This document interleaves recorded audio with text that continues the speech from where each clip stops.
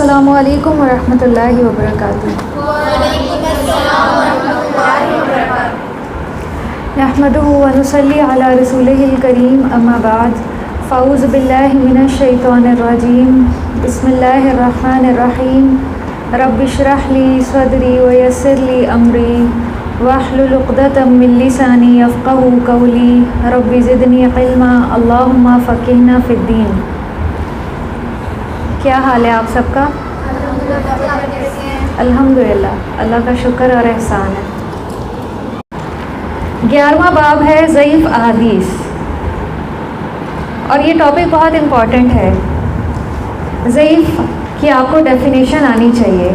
اس کا مطلب ہوتا ہے ریجیکٹڈ، جو قابل عمل نہیں ہے۔ ہر وہ روایت جو اپنے اندر حسن حدیث کی ضروری شرائط نہیں رکھتی، وہ ضعیف کہلاتی ہے۔ آپ کو یاد ہوگا کہ حدیث کے حسن ہونے کے لیے 4 شرطیں ہیں، یعنی یہ 4 شرطوں میں سے کوئی ایک شرط بھی نہ پائی جائے تو حدیث ضعیف ہوتی ہے۔ یعنی حدیث میں سند بھی متصل نہیں ہے، یا راوی عادل اور ضابط نہ ہو، یا حدیث میں شذوذ ہو، یا حدیث میں علت ہو۔ ضعیف حدیث کا ان میں سے کوئی بھی سبب ہو سکتا ہے جس کی وجہ سے اس کو ضعیف کہا جاتا ہے۔ ضعیف حدیث کو مردود بھی کہتے ہیں۔ یہ ایک غیر مقبول حدیث ہوتی ہے، یعنی ریجیکٹڈ، جس پہ عمل نہیں کیا جائے گا۔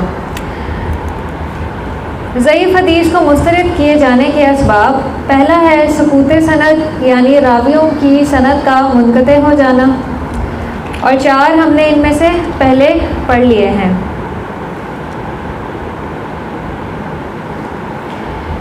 ان میں سے 4 ہم نے پہلے پڑھ لیے ہیں: معلق، مرسل، معضل اور منقطع۔ اور دوسرا سبب ہے راویوں کی عدالت پر طعن۔ طعن کہتے ہیں کہ راوی پہ کوئی نہ کوئی تنقید کی گئی ہو، یا راوی ویک ہو، ضعیف راوی ہو، کردار جو ہے وہ مشتبہ ہو۔ تیسرا پوائنٹ ہے راویوں کا ثقہ راویوں کی روایات سے اختلاف کرنا۔ نیکسٹ پیج پہ آپ دیکھیے سقوط ظاہری کے سبب ضعیف حدیثیں۔ ایک ہے سقوط سند، یہ دوبارہ سے ساری آ رہی ہیں، چلیں اس بہانے آپ کی ریوائز ہو جائیں گی، لیکن ہر جگہ پہ کچھ ڈفرینٹ انداز سے بیان کی گئی ہے، کوئی نہ کوئی نیا نقطہ آپ کو ملے گا۔ یہاں پہ پہلے ہے معلق، اس کا مطلب ہوتا ہے لٹکی ہوئی چیز۔ پنکھے کے لیے بھی یہ لفظ استعمال ہوتا ہے عربی میں۔ معلق اس روایت یا حدیث کو کہتے ہیں جس کی سند میں ابتدا سے ایک یا ایک سے زیادہ راویوں کا ذکر لگاتار چھوٹ جائے۔ تو سند کی ابتدا سے جو ہے وہ راوی جب حذف ہوں گے تو اس کو معلق کہا جاتا ہے۔ اس کی ایک مثال دی گئی ہے، حضرت ابو موسیٰ اشعری رضی اللہ عنہ سے روایت ہے، صحیح بخاری کی یہ حدیث ہے۔ تو دیکھیں کہ صحیح بخاری میں بھی معلق حدیث ہے۔ ہم یہ کہہ رہے ہیں کہ معلق حدیث ضعیف ہوتی ہے، لیکن آپ یہ بھی علم میں ہے کہ صحیح بخاری کی ساری احادیث صحیح ہیں، تو کیا یہ بات پھر آپس میں تعارض نہیں کرتی، یعنی کانفلکٹ نہیں کرتی؟ تو ہم اس کو حل کرتے ہیں، دیکھتے ہیں کہ یہ معاملہ کس طرح سے ہے۔ صحیح بخاری میں کتاب الصلاۃ کی حدیث نمبر 112 ہے، عَضَّ النَّبِيُّ صلی اللہ علیہ وسلم رُكْبَتَيْهِ حِينَ دَخَلَ عثمان۔ جب حضرت عثمان رضی اللہ عنہ رسول اللہ صلی اللہ علیہ وسلم کے سامنے تشریف لائے تو نبی صلی اللہ علیہ وسلم نے اپنے گھٹنوں کو ڈھانپ لیا۔ اس حدیث میں صحابی حضرت ابو موسیٰ اشعری رضی اللہ عنہ اور امام بخاری رحمہ اللہ کے درمیان کی سند جو ہے وہ موجود نہیں ہے، اس لیے یہ حدیث معلق کہلاتی ہے۔ امام بخاری کی تقریباً 200 کے قریب معلقات ہیں، یا ان کو تعلیقات بھی کہا جاتا ہے، اور امام بخاری نے ان کو اپنی کتاب میں ذکر کیا ہے۔ کس طرح سے ذکر کیا ہے کہ ایک جگہ آپ کو پتہ ہے کہ صحیح بخاری میں بھی کچھ احادیث ریپیٹڈ ہیں، ان کا ایک سے زائد جگہ پہ ذکر آیا ہے۔ تو اگر امام بخاری نے ایک جگہ ایک باب میں ایک حدیث پوری سند کے ساتھ بیان کی ہے، تو آگے اگر کبھی انہوں نے وہی حدیث دوبارہ بیان کی ہے تو انہوں نے کیا کیا ہے کہ درمیان والی سند کو حذف کر دیا ہے آسانی کے لیے، تاکہ ان کی کتاب میں کچھ اختصار رہے اور بار بار ریپیٹیشن ہونے کی وجہ سے ان کی کتاب کا والیوم زیادہ نہ ہو جائے، یعنی حجم زیادہ نہ ہو جائے اس وجہ سے۔ تو دیکھیں اس میں کوئی مذائقے والی بات نہیں ہے، امام بخاری نے اس طرح سے کیا ہے۔ جبکہ وہ حدیث بھی صحیح ہوتی ہے اور اس کی سند بھی دوسری جگہوں پہ موجود ہوتی ہے۔ تو امام بخاری کی تعلیقات کی تعداد تقریباً 200 ہے، جس کی ایک مثال آپ سامنے بھی دیکھ رہے ہیں۔ کتاب الصلاۃ کی حدیث نمبر 112۔ آپ کو حیرت بھی ہوگی کہ معلق حدیث تو ضعیف ہوتی ہے اور صحیح بخاری میں ضعیف حدیث کیسے آ گئی؟ تو معلوم ہونا چاہیے کہ امام بخاری تراجم ابواب میں بعض معلق احادیث لے آتے ہیں، لیکن صحیح بخاری ہی میں دوسرے مقام پر یہ حدیث مختلف الفاظ کے ساتھ پوری سند کے ساتھ آئی ہے۔ تو ایسی معلق حدیث جس کی سند ہمیں کسی اور جگہ پہ مل رہی ہے، یا صحیح بخاری میں یا کسی اور کتاب میں، تو کیا ایسی معلق حدیث صحیح ہوگی؟ صحیح ہوگی، جی بالکل صحیح ہوگی، جس کی ہمیں پوری سند اسی کتاب میں یا کہیں اور مل رہی ہے۔ وہ معلق کب رہے گی؟ جب ہمیں اس کی پوری سند نہیں ملتی کہیں پر بھی، تو پھر اس محدثین ضعیف کی اسٹیمپ لگاتے ہیں۔ پھر اس کے بعد ہے مرسل۔ مرسل وہ حدیث ہے جس کی سند کا آخری حصہ یعنی تابعی سے اوپر ساکت ہو، یا وہ حدیث ہے جس سے صحابی کا نام ساکت ہو گیا ہو، یا حدیث مرسل میں اس بات کا بھی احتمال ہو سکتا ہے کہ صحابی کے ساتھ کسی تابعی کو بھی حذف کر دیا گیا ہو۔ مرسل حدیث کی مثال، یہ مثال جو ہے یہ پیچھے بھی بیان کی گئی تھی سعید بن مسیب تابعی کی۔ اس میں دیکھیے کہ اس مثال میں صحابی رسول کا نام جو ہے وہ حذف ہے۔ ان رسول اللہ صلی اللہ علیہ وسلم نہا عن بیع المزابنہ، یہ صحیح مسلم کی کتاب البیع کی حدیث نمبر 3958 ہے۔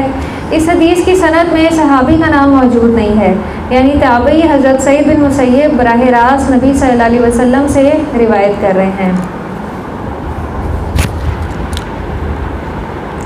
تو یہ بھی یہاں پہ صحیح مسلم کی حدیث تھی، تو صحیح مسلم میں بھی ایسی احادیث موجود ہیں کہ جس میں یہ مرسل روایات ہیں، لیکن آخر میں آپ دیکھیں اس کا متن مکمل سند کے ساتھ صحیح بخاری حدیث نمبر 2146 اور صحیح مسلم 3780 میں بھی آیا ہے۔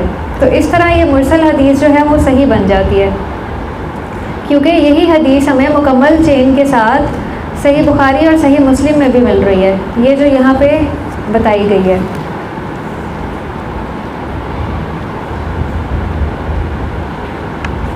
پھر اس کے بعد ہے معدل حدیث۔ معدل اس حدیث کو کہتے ہیں جس کی سند سے پے در پہ ایک سے زیادہ کبھی راوی ساکت ہو گئے ہوں، جس کی سند سے دو یا دو سے زیادہ راوی ساکت ہو جائیں۔ حدیث معدل کی مثال امام حاکم کی وہ روایت ہے جو انہوں نے معرفت و علم الحدیث میں کانبی رحمہ اللہ سے روایت کی ہے، اور کانبی رحمہ اللہ نے امام مالک سے کہ حضرت ابو ہریرہ رضی اللہ عنہ نے فرمایا۔ یہ نیچے موطا امام مالک کی حدیث نمبر 1806 ہے۔ اب دیکھیں کہ امام مالک جو ہیں وہ تبع تابعی ہیں اور وہ صحابی رسول حضرت ابو ہریرہ رضی اللہ عنہ سے روایت کر رہے ہیں، درمیان میں دو راوی ساکت ہیں۔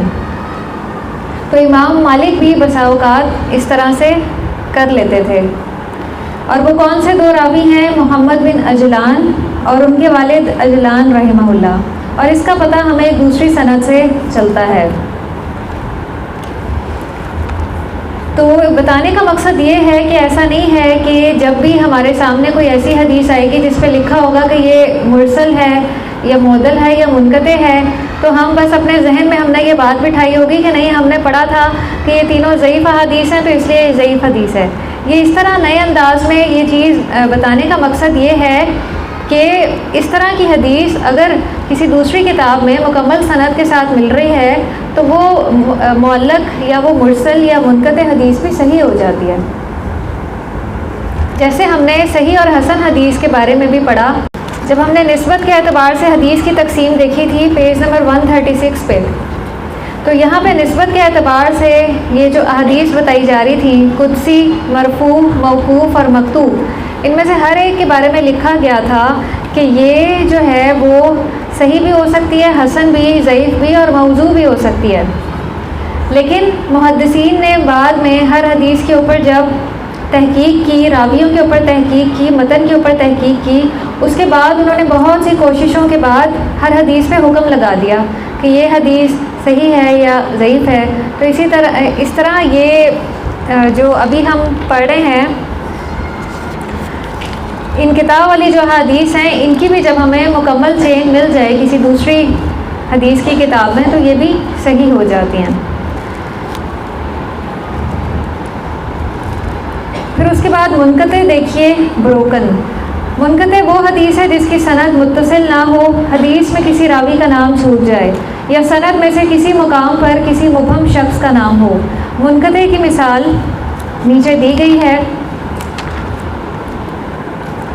امام عبدالرزاق رحمہ اللہ نے نعمان بن ابی شیبہ سے، اور انہوں نے امام ثوری سے، اور انہوں نے ابو اسحاق سے، انہوں نے زید بن یشی سے، اور انہوں نے حضرت حذیفہ رضی اللہ عنہ سے مرفوعاً روایت کیا کہ رسول اللہ صلی اللہ علیہ وسلم نے فرمایا، اگر تم لوگ یہ منصب عمر رضی اللہ عنہ کے حوالے کر دو تو وہ قوی اور امین ہے۔ اس حدیث میں راوی شریک اور امام ثوری اور ابو اسحاق کے درمیان ساکت ہے، ذکر نہیں کیا گیا، لیکن دوسرے لفظوں میں امام ثوری نے اسے ابو اسحاق سے براہ راست نہیں سنا بلکہ شریک کے واسطے سے سنا ہے۔ یہ مستدرک حاکم کی روایت تھی، لیکن اس کی بھی سند دوسری کتاب میں مکمل مل جاتی ہے۔ ہاں جی،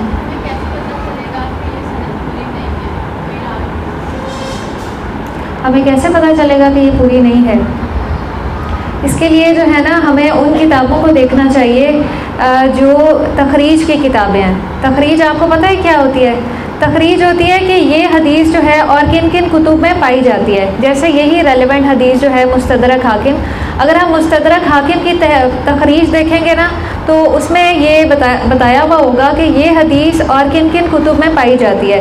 تو پھر محدثین نے کیا کیا کہ وہ دیگر جتنی کتب تھیں ان ساری احادیث کو جمع کیا ایک جگہ، اور اس میں پھر راویوں کا موازنہ کیا، سند کا موازنہ کیا۔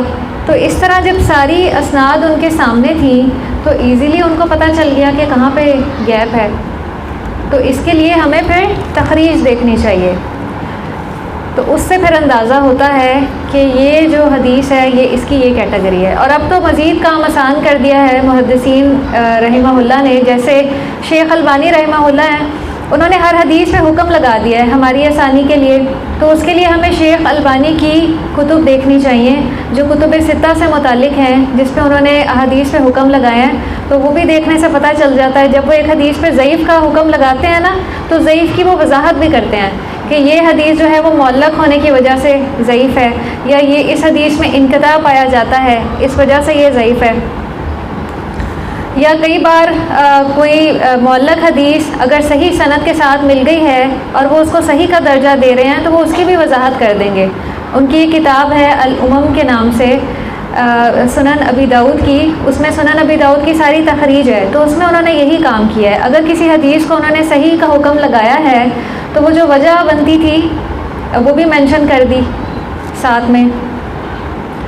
جیسے یہ پیچھے میں نے آپ کو یہ کچھ مثالیں دیں کہ مرسل حدیث کی اگر پوری سند مل گئی ہے کہیں پہ تو وہ صحیح کی کیٹیگری میں چلی جائے گی۔ تو پھر شیخ البانی رحمہ اللہ نے اس طرح سے کام کیا ہے کہ ایک اگر مرسل روایت تھی اس کی سند کہیں اور مل گئی تو انہوں نے صرف اس پہ صحیح کی سٹیمپ نہیں لگائی بلکہ ساتھ میں وضاحت بھی کر دی کہ اصل میں تو یہ مرسل روایت تھی لیکن اس کی سند کسی دوسری کتاب میں مل گئی اور وہ فلاں فلاں کتاب تھی، تو اس طرح یہ حدیث جو ہے وہ صحیح قرار پائی ہے۔ تو ہم بیٹھے بیٹھے اندازہ نہیں لگا سکتے، ہمارے سامنے کوئی حدیث ہے اور ہم فوراً سے اندازہ لگا کے بیٹھ جائیں کہ اس کی کیا کیٹیگری ہے، ایسے نہیں ہے۔ اس کے لیے ہمیں جو ریلیونٹ کتب ہیں ان سے استفادہ کرنا ہوگا، ان کے بارے میں ہمیں علم ہونا چاہیے اور ان پہ ہمیں کام کرنا چاہیے، ان کو سیکھنا چاہیے۔ یہ تو ہر انسان کا اپنا ذوق و شوق ہوتا ہے، جس کا جتنا شوق ہو وہ پھر اتنا آگے نکل جاتا ہے اپنی تحقیق میں۔ تو میں چاہوں گی کہ آپ بھی اس ریسرچ میں جو ہے وہ آگے نکلیں، صرف اس کتاب تک نہ رہیں۔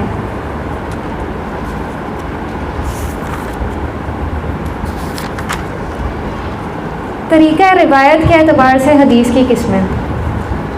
طریقہ روایت میں جو اصل الفاظ ہیں جس کے ذریعے حدیث کو روایت کیا جاتا ہے وہ مندرجہ ذیل ہیں، جیسے سمیتو، میں نے خود یہ سنا. حدثنا انہوں نے یعنی استاد نے ہم سے روایت کی.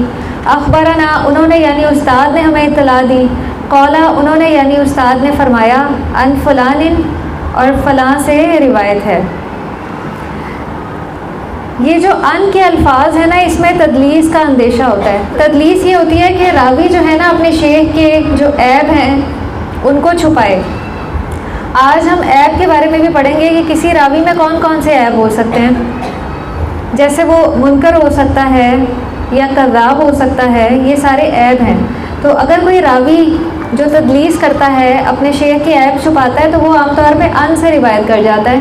کسی چین میں اگر بہت زیادہ ان آ رہا ہے نا, ان فلان, تو اس سے اس بات کا احتمال ہوتا ہے کہ اس چین میں کہیں کوئی مدلس راوی ہے جو یہ بہت زیادہ ان کا استعمال کر رہا ہے. تو وہاں پھر محدثین نے تحقیق کی اور اس سند کی جانچ پڑتال کی تاکہ ان کو صحیح بات کا علم ہو جائے. ہمارے محدثین اللہ تعالیٰ ان پہ اپنی رحمتوں کا نزول فرمائے کہ انہوں نے اس میدان میں اتنی زیادہ باریکیوں کو بھی کھنگالا ہے اور سامنے لے کر آئے ہیں تاکہ فتنے برپا نہ ہو سکے اور نبی صلی اللہ علیہ وسلم کی صحیح احادیث جو ہیں وہ ہر دور میں بآسانی پہنچ سکیں.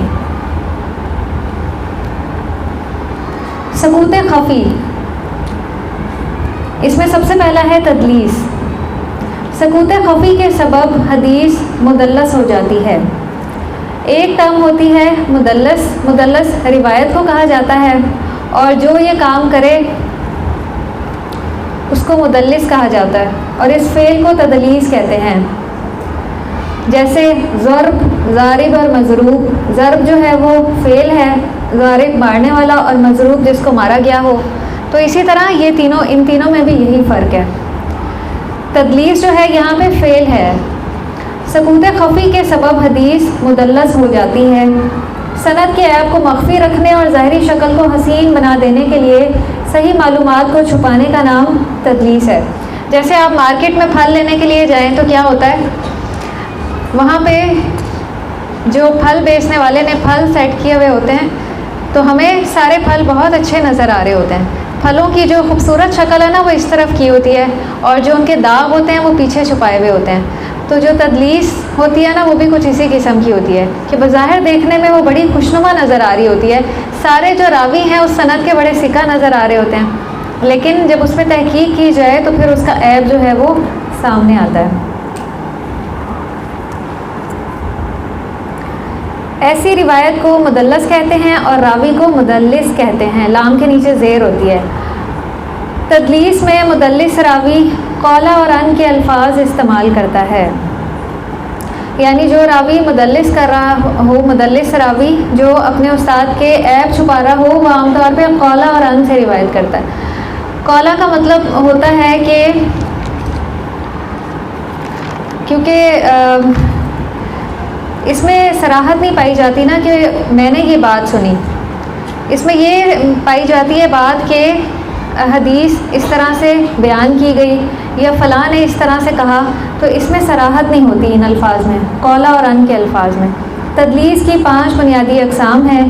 تدلیس الاسناد ہے. اس میں کیا ہوتا ہے کہ مدلس اپنے استاد سے روایت کرتا ہے لیکن ایسی حدیث روایت کرتا ہے جو خود استاد سے نہیں سنی بلکہ کسی اور کے واسطے سے سنی ہے, یعنی راوی سند کو بدل دیتا ہے. کیونکہ اس کو یہ اندیشہ ہوتا ہے کہ اس دور میں یہ ہے کہ کچھ محدثین جو بہت بڑے بڑے تھے, ہر ایک کا دل چاہتا تھا کہ جب وہ روایت کریں تو ان کی سند میں جو ہے ان کا نام آئے, کیونکہ لوگ جو ہیں وہ تب اوتھینٹک احادیث کو لیتے تھے اور ضعیف کو رد کر دیتے تھے.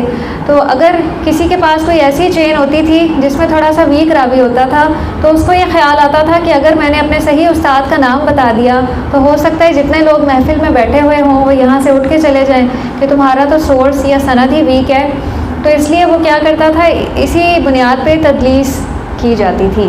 تو تدلیس الاسناد میں جو ہے وہ راوی سند کو بدل دیتا ہے, کیونکہ اس دور میں تو سب کو معلوم تھا, محدثین کا سٹیٹس سب کے سامنے تھا کہ کون سا استاد جو ہے اس کا کیا لیول ہے, کس درجے کا ہے, کون سا جو ہے وہ اوتھینٹک ہے اور کون سا جو ہے وہ ضعیف ہے.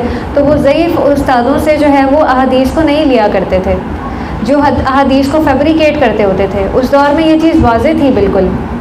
اور تدلیس تسویہ جو ہے یہ بدترین قسم ہے۔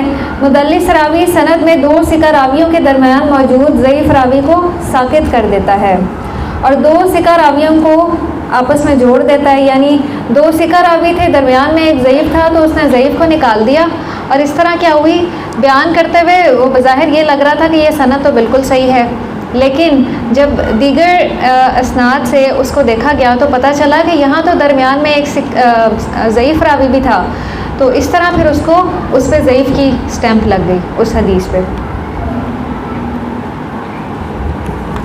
یہاں پہ ایک راوی کے بارے میں بتایا گیا ہے کہ جو تدلیس کیا کرتے تھے اور ان کا نام تھا بقیہ ابن الولید الکلائی، اور امام یحییٰ بن معین نے رحمہ اللہ وہ اس دور میں جو تدلیس کیا کرتے تھے یا جو مدلس راوی ہوا کرتے تھے ان پہ تنقید کیا کرتے تھے، تو ان کے بارے میں ان کا یہ قول ہے بقیہ کے بارے میں، احادیث بقیۃ لیست نقیۃ فکم منہا تقیۃ، کہ بقیہ کی جو احادیث ہیں وہ پاک اور صاف نہیں ہوتی، ان احادیث سے خود کو بچاؤ۔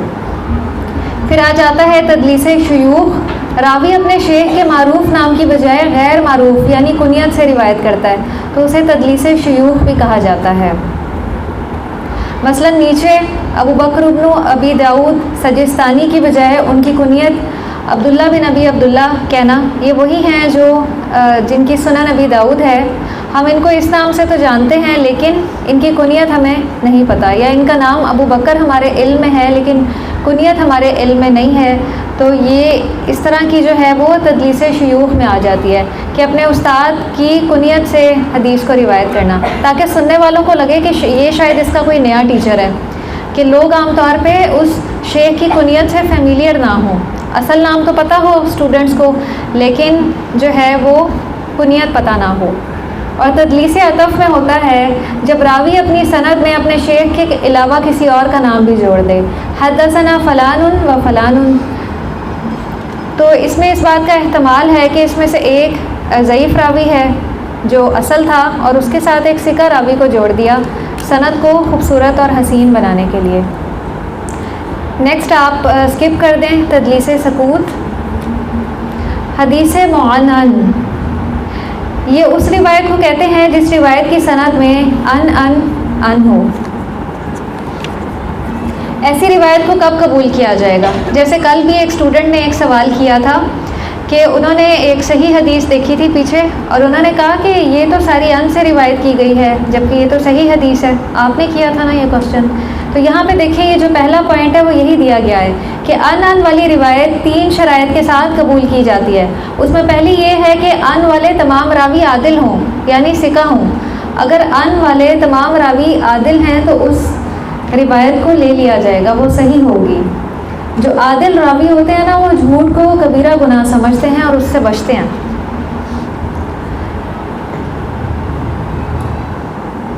دوسرا یہ ہے کہ راوی اپنے استاد سے ملا ہو جس نے ان کا استعمال کیا ہے اور راوی کی اپنے استاد سے ملاقات ممکن ہو، یعنی جو شاگرد ہے وہ کسی بھی وقت اپنے استاد سے ملاقات کر سکتا ہو، ان کی ملاقات ثابت ہو۔ اور تیسرا یہ کہ راوی مدلس نہ ہو۔ اگر ہمیں کوئی ایسی سند نظر آ رہی ہے جیسے کل آپ نے دیکھی تھی اس میں کوئی مدلس راوی نہیں تھا، سارے ثقہ راوی تھے اور وہ ان کے ساتھ تھی، تو یہ تیسری شرط بھی پوری ہو گئی کہ اگر سند میں کوئی مدلس راوی نہیں ہے تو ایسی چین بھی قبول کر لی جائے گی۔ تانے راوی کے سبب مردود یعنی ضعیف احادیث۔ تانے راوی کے سبب احادیث کس طرح سے ضعیف ہوتی ہیں؟ اس میں پہلا ہے معلل، منکر، متروک اور موضوع، کہ راوی کے اندر ایسی کون سی خرابیاں ہیں یا ضعف پائے جاتے ہیں جن کی وجہ سے حدیث ضعیف قرار پاتی ہے۔ یہ اس کا سیکنڈ پوائنٹ ہے جو پیچھے ہم نے دیکھا تھا سٹارٹنگ میں، ضعیف احادیث کو مسترد کیے جانے کے اسباب۔ پہلا تو ہو گیا سقوط سند اور دوسرا ہے راویوں کی عدالت پر طعن، یعنی راوی میں کوئی ویکنس ہے، تو وہ ویکنس اب کون کون سی ہیں؟ پہلی ہے معلل۔ معلل اس حدیث کو کہتے ہیں جس میں کوئی مخفی علت ہو یعنی چھپی ہوئی کمزوری پائی جائے، مثلا راوی کا وہم یا غلط فہمی، ایسی حدیث کو معلل یا معلول بھی کہتے ہیں۔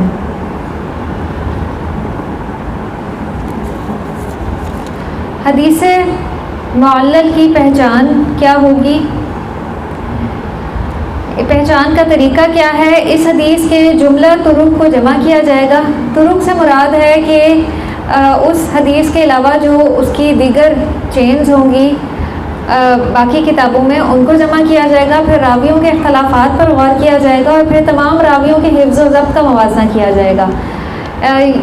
اس میں یہ ہو سکتا ہے معلل حدیث میں کہ راوی کو کوئی وہم لگ گیا کسی طرح کا، تو وہم کی بنیاد پہ اس نے کوئی نام تبدیل کر دیا، کسی راوی کا نام تبدیل کر دیا، تو یہ سند میں بھی ہو سکتی ہے اور متن میں بھی ہو سکتی ہے۔ اس سے بھی حدیث کی صحت مجروح ہو جاتی ہے۔ جیسے اس کی مثال دی گئی ہے، سند میں علت کی مثال، مثلا عبداللہ بن دینار کی بجائے عمر بن دینار کا نام راوی کا وہم ہے۔ اگر راوی اس طرح کی غلطی کرتا ہے تو یہ کس میں آ جائے گی؟ ایسی حدیث کو معلل کہا جائے گا۔ دوسری ہے حدیث منکر۔ یہ وہ حدیث ہے جس میں راوی فاش غلطیاں کرتا ہو، یعنی واضح غلطیاں، بھول جاتا ہو۔ مثال کے طور پہ محمد بن ابراہیم کو ابراہیم بن محمد کہہ دیتا ہو، یا جس میں غفلت ہو، یعنی بہت کیئرلیس ہو، روایت کو بیان کرتے وقت الرٹ نہ ہو، بار بار یوں کہے کہ اچھا یہ ایسے نہیں ایسے ہے، اچھا یہ ایسے نہیں ایسے ہے، تو ایسا راوی کیا ظاہر نظر آ رہا ہوتا ہے کہ اس میں غفلت ہے، وہ الرٹ نہیں ہے۔ اور تیسرا ہے کہ نمایاں طور پر فسق میں مبتلا ہو۔ فسق یعنی جس کو نیکی نہیں سمجھا جاتا، جیسے فضول خرچی ہے، یا کھانا کھاتے ہوئے اگر انسان چل رہا ہے، تو یہ کام ایسے ہیں جو سب کے سامنے ہوتے ہیں۔ تو اس طرح کی بھی باریکیاں راویوں میں دیکھی جاتی تھیں کہ اس کا کیا طرز عمل ہے اپنی عملی زندگی میں، وہ عملی زندگی میں اللہ سے کتنا ڈرنے والا ہے، اس کے دل میں خوف خدا کتنا ہے۔ تو اتنی باریکیاں بھی ایک راوی میں دیکھی جاتی تھیں۔ تو اگر ایک راوی میں اس طرح کے افعال پائے جاتے تھے تو پھر کیا ہوتا تھا؟ اس پہ دیکھیں کہ پھر یہ منکر کی سٹیمپ لگ جاتی تھی۔ ضعیف راوی ثقہ راوی کے برعکس روایت کرتا ہو، ایسی روایت تو خیر اس کو شاذ کہا جاتا ہے، لیکن منکر وہ ہوتی ہے۔ شاذ میں یہ ہوتا ہے کہ ایک راوی اپنے سے جو زیادہ ثقہ راوی ہے اس کی مخالفت کر رہا ہوتا ہے، ایسی حدیث کو شاذ کہتے ہیں۔ لیکن منکر وہ حدیث ہوتی ہے جس میں ضعیف راوی ثقہ راوی کے برعکس بات کر رہا ہوتا ہے، دونوں میں فرق ہے، ٹھیک ہے۔ حدیث منکر کی ضد جو ہے وہ حدیث معروف ہے۔ حدیث معروف وہ حدیث ہے جسے ثقہ راویوں نے روایت کیا ہو، یا وہ روایت ہوتی ہے جو کسی ضعیف روایت کے خلاف نہ ہو۔ شاذ حدیث اور منکر حدیث میں فرق، یہ وہی فرق ہے جو میں نے ابھی بتایا ہے، جو فورتھ پوائنٹ بھی ہے۔ شاذ حدیث کا راوی جو ہے وہ ثقہ ہوتا ہے اور اپنے سے زیادہ ثقہ راوی کی مخالفت کرتا ہے، جبکہ منکر حدیث کا راوی ضعیف ہوتا ہے۔ حدیث منکر کی ضد معروف ہے اور حدیث شاذ کی ضد جو ہے وہ حدیث محفوظ ہے۔ حدیث متروک وہ حدیث ہوتی ہے جس کی سند میں کوئی راوی جس پہ جھوٹ کا الزام لگایا گیا ہو، جو جھوٹ بولنے کا عادی ہو، تو ایسے راوی کی احادیث کو بھی نہیں لیا جاتا۔ حدیث موضوع کی ڈیفینیشن آپ کو آنی چاہیے، یہ امپورٹنٹ ٹاپک ہے۔ موضوع اس جھوٹی روایت کو کہتے ہیں جو خود گھڑی جائے اور پھر اس کی نسبت رسول اللہ صلی اللہ علیہ وسلم سے کر دی جائے۔ اللہ تعالیٰ ہمیں ان کو معاشرے میں پھیلانے سے بچائے اور معاشرے میں موجود جھوٹی حدیثوں کو پہچاننے اور ان سے دور رہنے کی توفیق عطا فرمائے۔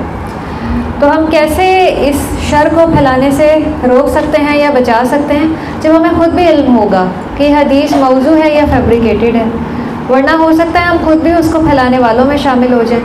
اس لیے اپنے اندر حدیث کا ذوق و شوق پیدا کریں اور اس کے لیے محنت اور کوشش کیا کریں، سٹیپ بائی سٹیپ آگے بڑھیں، اپنے اندر یہ خوبی اور استعداد پیدا کریں اور اس کی نیت کریں کہ ہمیں صحیح حدیث اور ضعیف حدیث کے درمیان فرق پتہ چل سکے۔ ہمیں وہ طریقے جاننے کی ضرورت ہے جس کے ذریعے ہم اس فرق کو جان سکیں۔ تو سب سے پہلے تو اللہ سبحانہ و تعالیٰ سے دعا کریں کہ اللہ میرے اندر اس چیز کا شوق اور طلب پیدا فرما دیں، اور پھر اس کے بعد کوشش کریں اس کے لیے، تو انشاءاللہ یہ کام جو ہے پھر آسان ہو جائے گا۔ آپ کا کوئی سوال ہے تو پوچھ لیجئے، کہیں سے کوئی چیز سمجھ میں نہیں آئی۔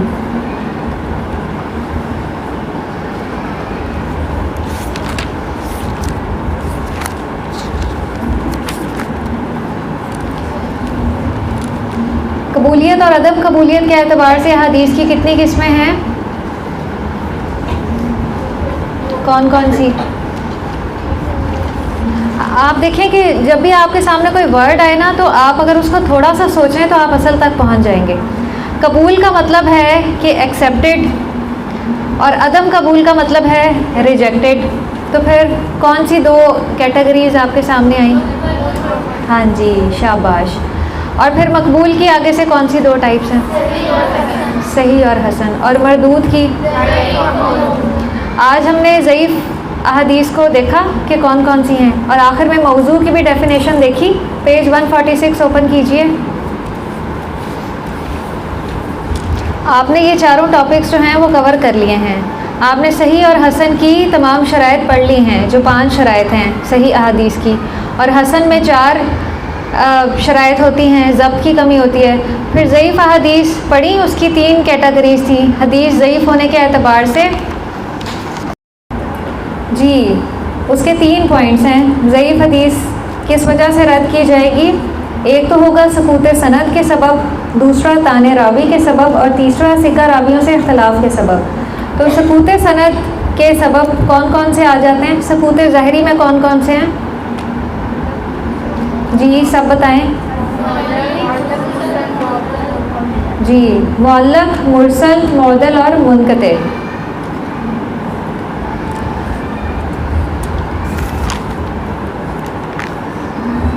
اور سقوط خفی میں کون کون سی 2 آ جاتی ہیں؟ مدلس اور مرسل خفی۔ پھر طعن راوی کے سبب آج ہم نے پڑھا کہ راوی کے اندر ایسے کون کون سے عیب ہوتے ہیں جس کی وجہ سے اس کی حدیث قبول نہیں کی جاتی۔ وہ کون کون سے عیب ہوتے ہیں؟ ہاں جی، تو یہ والا ٹاپک جو ہے ہم نے کور کر لیا۔ کسی کا کوئی سوال ہے؟